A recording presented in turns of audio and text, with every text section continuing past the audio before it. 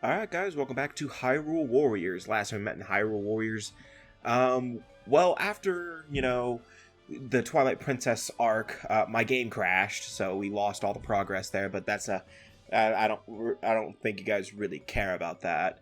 But now we are actually continuing on to the next, and the final split in the timeline, which is the Skyward Sword, arc.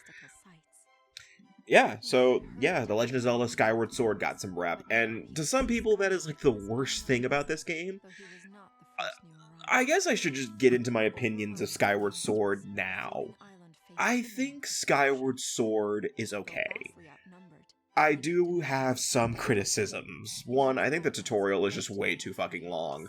It's like 5 hours of the game, and I feel like I'm being generous there. And a lot of it just seems pointless. It's harder for me to get back into Skyward Sword multiple times. It's like the one 3D Zelda game that I probably wouldn't really play that much because of just how long the tutorial is and how little interest I have in Skyward Sword already. The remaster makes a lot of things much better, especially the whole motion controls aspect. But Skyward Sword's structure is also just very repetitive. So it's just not my cup of tea. Also, I love this remix of the Skyloft theme. I absolutely love it. It really makes me like Skyloft's theme a little bit.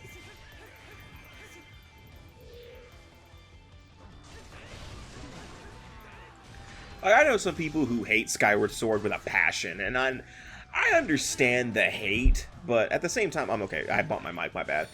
I don't think it's like the worst 3D Zelda game. Honestly, I don't really know what my least favorite 3D Zelda game is. Because, a lot of them are really good. I mean, it's a good question, actually, now that I think about it. I feel like it would be Skyward Sword, considering I just said I don't come back to it that often. Also, Fi annoys me. Yeah, so Fi's in this game too.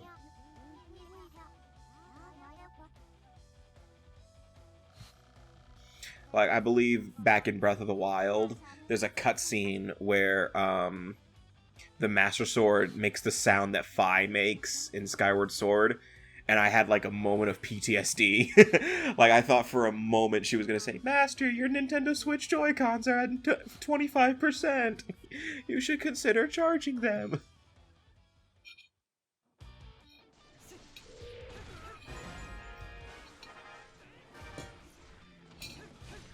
So yeah, Fi's going to be joining us for this arc because, yeah, she has to. And she also realizes that this is not the Link that she's supposed to be with. So she's just helping us out because we are a Link.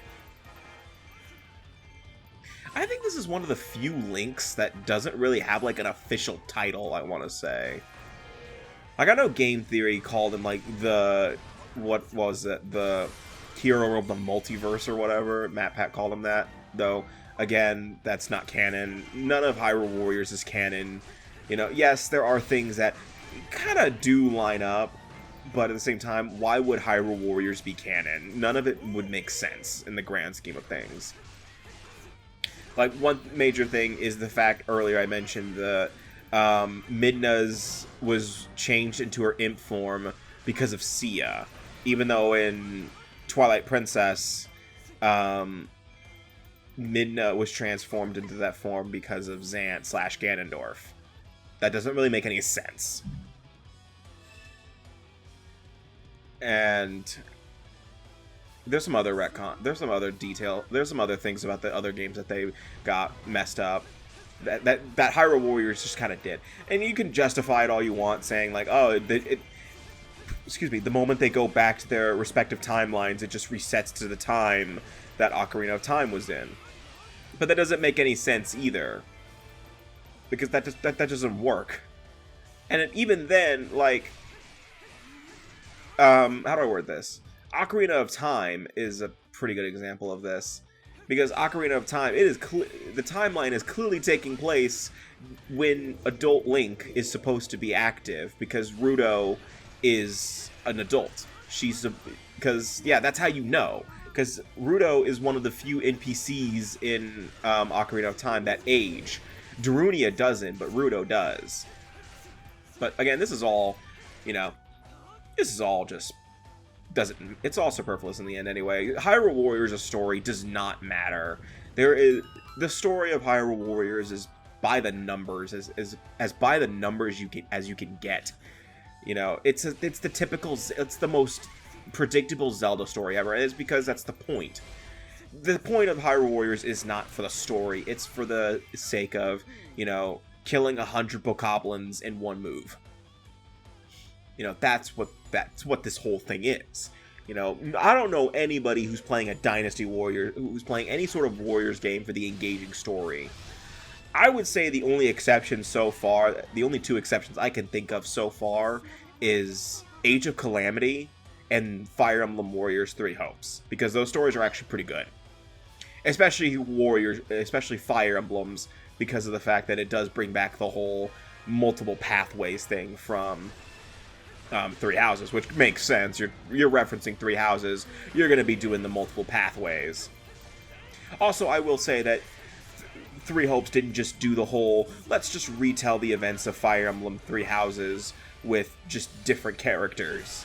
You know, I think they did a really good job making a somewhat original story with Three Hopes, you know, with the introduction of the new protagonist and stuff like that. Making Byleth a villain, spoiler alert, by the way, you know, that was really cool. Okay, Byleth a temporary villain, but I won't get into detail about that. We're not playing Three Hopes. I am kind of upset, though, that Three Hopes may never be getting getting DLC, though, because of the fact that Fire Emblem Engage was announced, and I'm pretty sure all priority is on that now. And I kind of was hoping, because there are some things about Three Hopes that I noticed were just kind of lacking. But, again, I will talk about that when I play Three Hopes, probably soon.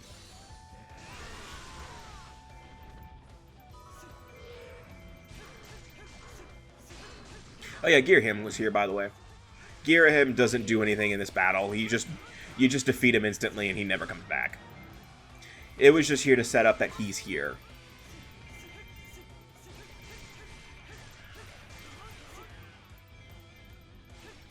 Yeah, because I think that was the thing about the other ones. Well, there was no... Okay, there's no, like, major, like, sorcerer villain in Ocarina of Time. Like, there was no, like, Ghirahim or Zant back in Ocarina of Time. It was just straight up Ganondorf back in Ocarina of Time. But, like, Zant, he wasn't in the first mission for Twilight Princess, so I don't know why they did that for Ghirahim here, but, whatever. Actually, I would say that Lynx's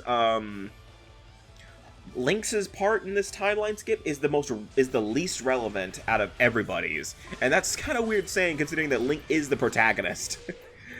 But the reason I say that is because, you know, in the Ocarina of Time section, you know, we learn that Zelda is Sheik.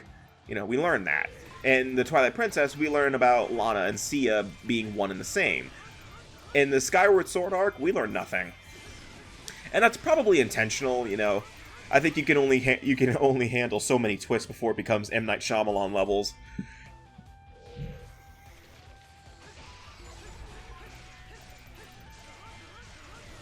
Plus, Link does become relevant again almost immediately after this, so... I mean, yeah.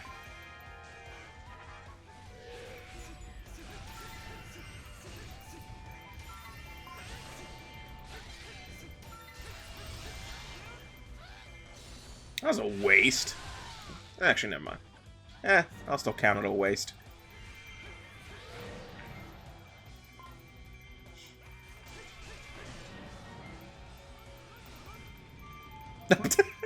Yeah, the Ocarina's not going to do anything for you, buddy.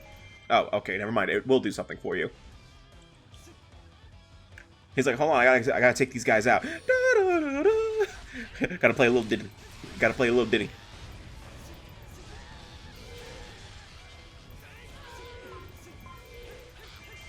You know what though? If the owl statues were in the Twilight Princess map last part, I probably would not have complained as much about the whole running around thing. Because they were not... I don't remember seeing a single owl statue back in the previous part. That or I just didn't activate it, so it was my own fault.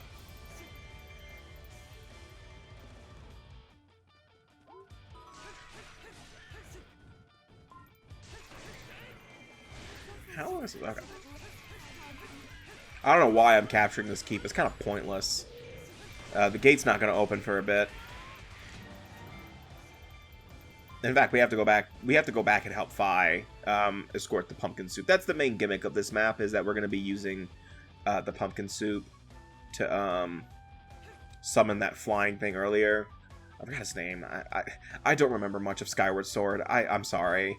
If it sounds like I'm just not remember, I don't remember his name. I wasn't paying attention to the subtitles. Again, that's another criticism I have with Warriors games, especially. You know, especially Hyrule Warriors is the worst of it. You know, there's no voice acting in this game. So when lines pop up in the middle of battles, you have to go out of your way to read them so you know what's going on. If you're somewhat invested in the story. Because, you know, back in Fire Emblem Warriors, every voice line was, every major storyline was, every line was voiced in the text boxes. Meaning that you had no problem knowing what was going on. Everyone was telling you what was going on.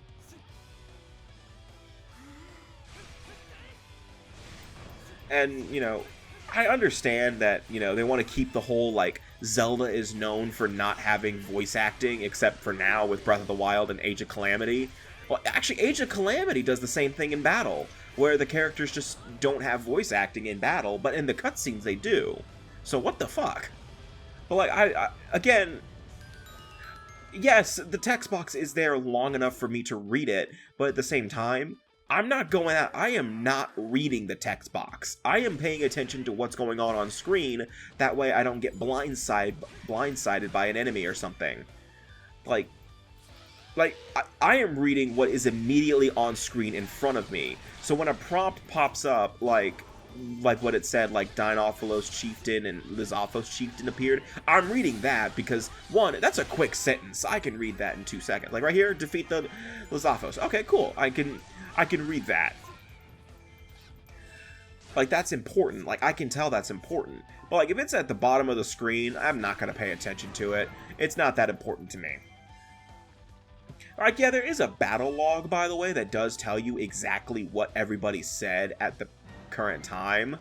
But, again, that requires that you pause the game and go back through it. So, yeah. You know, for a high-paced game like Hyrule Warriors, that just doesn't really mesh well. But again, this is all player decision kind of. This is all player stuff that I'm talking about here. Like, this is something that really I'm only just saying about myself that I don't read. What's that? The English major? Wait a minute. The English major doesn't know how to read? How does that happen? Stay in school, kids. What the hell? Oh, I'm using the fairy. I still got hit by the fire. Done. Capture the North Rock Face Keep. Oh, you already did it.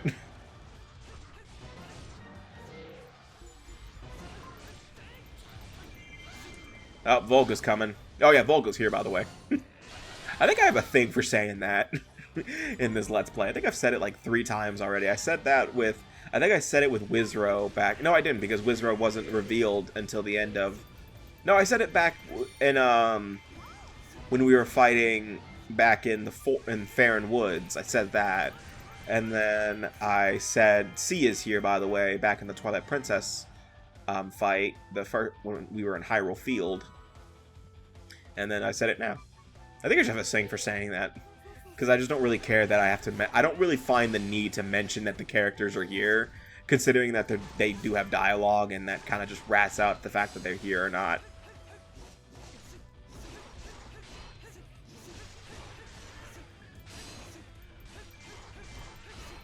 I do wonder, like, why Sia's crew is here. Like, what's the point? I might have missed something doing Sia's tale back in... when I first did this playthrough. When I first did my playthrough of Hyrule Warriors. But, like... Like, why is Sia, Volga, and Wizro going through all the worlds? Are they just doing it to protect the Gate of Souls? Because they're doing a pretty bad job. You know, because they all just disappear after the first mission in the game for their time skip. So what the hell's going on? Are they just here? Is that it? Is that all it is? Because I feel like that's what it is. Because there's no reason for them to go get the fragment of Ganondorf, because Sia already has all of them.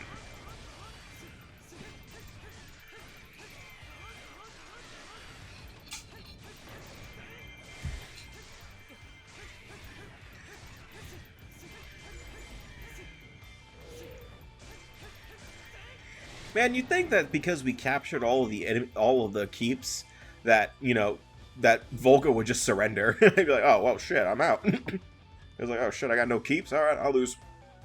I'll take the L. L plus ratio. Plus you have no keeps.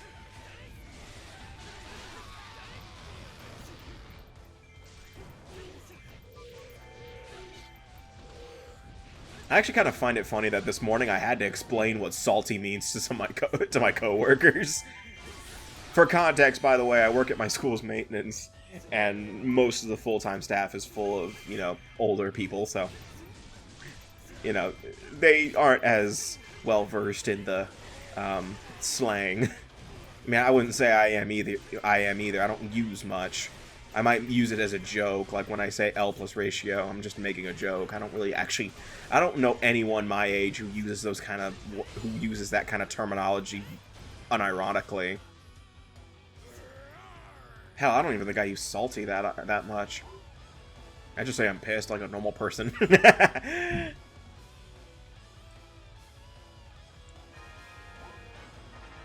Oh, come on. Oh yeah, by the way, one thing about Volga in the main story that I kind of like is that every time you beat him, he gets more and more pissed off. Meaning that he gets more and more powerful with each encounter. So next encounter, he's just purely here just to kill you. Like, the next time we see Volga, he just wants to kill you. That's all he really wants, is just to prove that he's more powerful than anybody. Excuse me.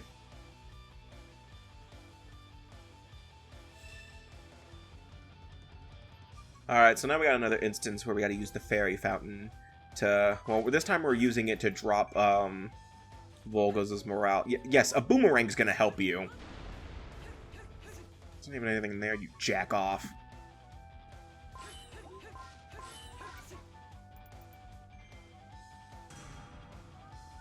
No!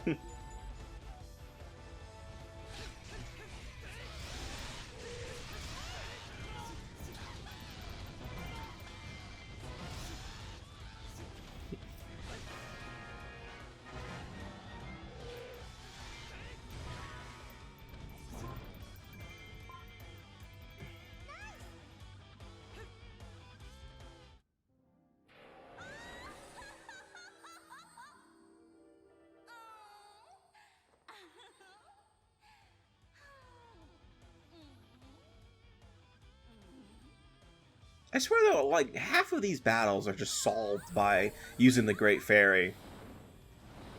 Like, man, you guys gotta learn how to fight your own battles.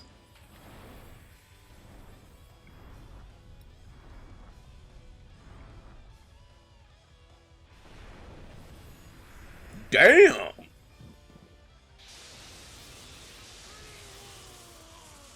No. We're going Breath of the Wild logic here. He should be dead. With all that metal on him, that is like instant death in Breath of the Wild. Like, no. Volga should be dead. We should be seeing the game over prompt on screen right now. Levias, that's his name. Well, we used the Great Fairy, and then, like, he ate a pumpkin, and then struck you with lightning, which, by the way, you should be dead, but, you know, I'm not going to get into that. I'm not that petty today.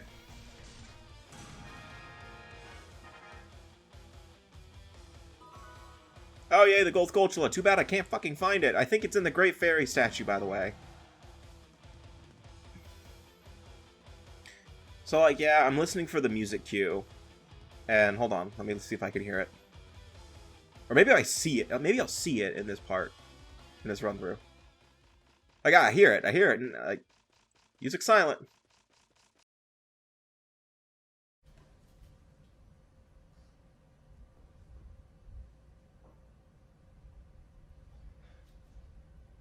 You're a fucking idiot. Like, it's nearby.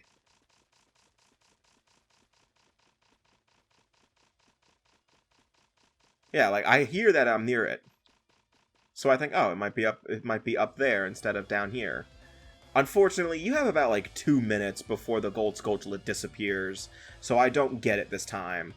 What were the conditions? I don't know. I don't remember them. I don't even know if I look back to see what they were.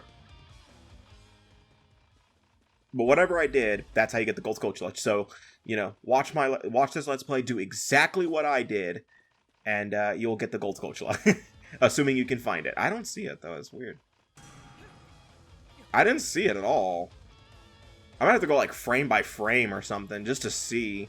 Because I am very curious on where it was. Because I know it's around this tree. It's probably around this tree or something. Oh, was it in the rock that I blew up earlier? Maybe I just didn't see it. I'm pretty sure future me is going to edit it in a second. Yeah, because technically when I do post-commentary Let's Plays, I don't edit, like, every bit of it. Because, you know, obviously, that's just wasting more time. I mean, either way, I'm going to be doing it anyway, but I'll go frame by frame in this part and see if I can find it. And no, I am not being a dick to my futures. No, my future self is not going to be a dick. I'm pretty sure he's going to do it. And if he doesn't, he's a dick.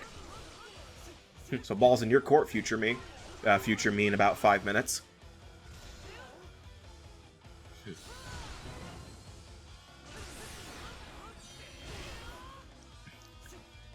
Oh, it's probably... No, it couldn't have been.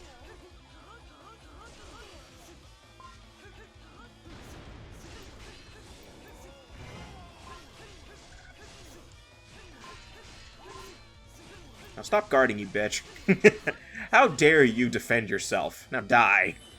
Actually, we'll see you in about 2 battles from now. No, 3.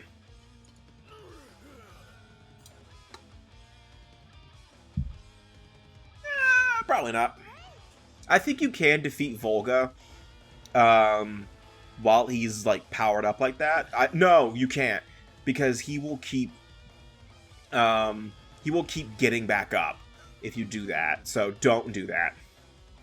Oh, yeah, and here's where we learn about what Ghirahim's doing. Yeah, something's going on with Ghirahim next part.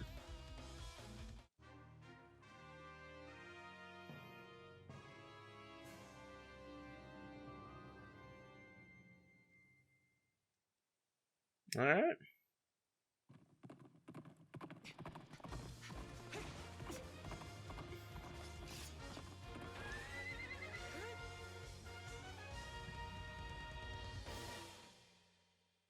Where'd he get the horse? Because, you know, before the game started, he didn't have a horse. So, where'd he get it? Actually, Epona is a weapon in this game that I'm not going to use because... Never mind. It's hard to explain, but I don't like using Epona that much. Am I going to press the freaking A button anytime soon today? Like, what the hell? Oh, I'm waiting for the game to crash again, aren't I? I don't know what causes the crashing, though. I think it was because of just long sessions is what it was. Because, like, I've had it happen... Because I typically leave my Switch games still playing. You know, when I'm taking a break, I just put my Switch in rest mode or something. And then just walk away. But, you know, that's never caused any problems before. So I don't know what's caused... Like, the most it does is I probably accidentally let the game running instead of just going to the home screen and then pressing rest mode. But, I don't know. I mean, doesn't really matter. Anyway, the next time we meet in Hyrule Warriors, we're going to be going on to the second part of the Skyward Sword arc. Yeah, so see you guys next time, and take care.